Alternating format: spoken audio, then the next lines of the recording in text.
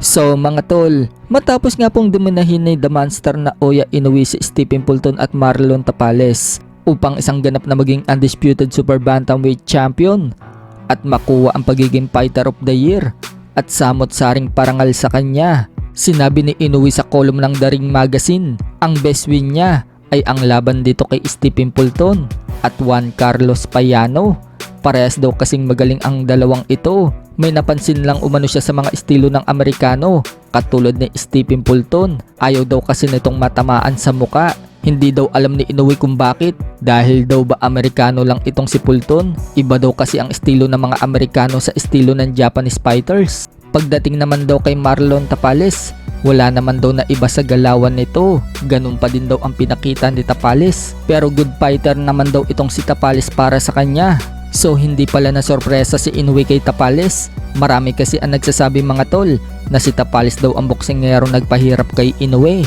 Lalo na noong bumagsak si Tapales sa round 4. Pagbangon, bumawi si Tapales sa mga sumunod na round at lumulusot ang mga power punches ni Tapales dito kay Inoue.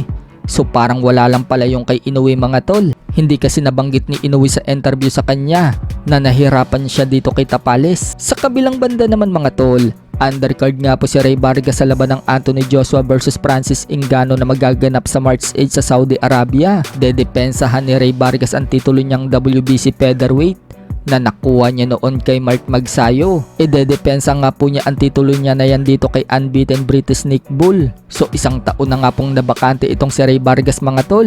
Matatandaan, natalo po siya sa huling laban niya kay Oshaki Foster via unanimous. Sinubukan nga po dyan umakyat ni Ray Vargas sa super featherweight upang makakuha ng titulong WBC super featherweight belt. Subalit nabigo po siya.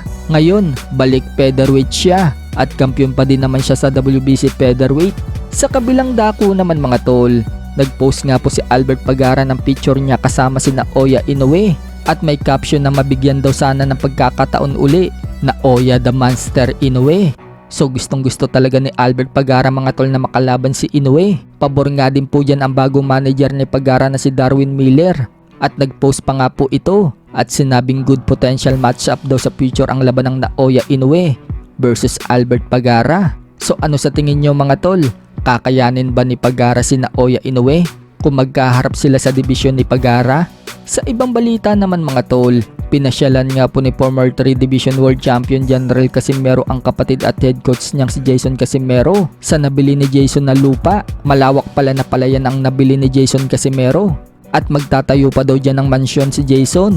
Pahayag ni Cuadro Alas, mas malaking bahay pa daw ang ipapatayo ni Jason kaysa sa kanya. Napakomment naman dyan si Jason Casimero mga tol at sinabing diskarte lang daw ang paraan para manalo. Lahat daw tayo may diskarte. Basta ayusin lang daw nila lahat ng diskarte nila. So guys, ayun guys. So nandito tayo sa lupain ni Kuya Lods. So ayun, kasalukuyan pang pinapaayos niya yung napagawa niyang bahay. So ayun guys, si Kuya Lods, grabe, sikreto lang si Kuya Lods dito. Yung negosyo niya, yung mapalay, iba din yung mag-isip si Kuya Lods. Ito yung mansion na papagawa ni Kuya Lods. Kita nyo yung palayan dito guys. Yun ang napundar ni Kuya Lods dito. So may sikreto din siyang business. Tapos akalain mo guys, yung bahay na ipapagawa niya malaki pa sa aking bahay. Pero wala pa naman pala akong bahay. Buti pa si Kuya Lods, plano na siya ng bahay niya.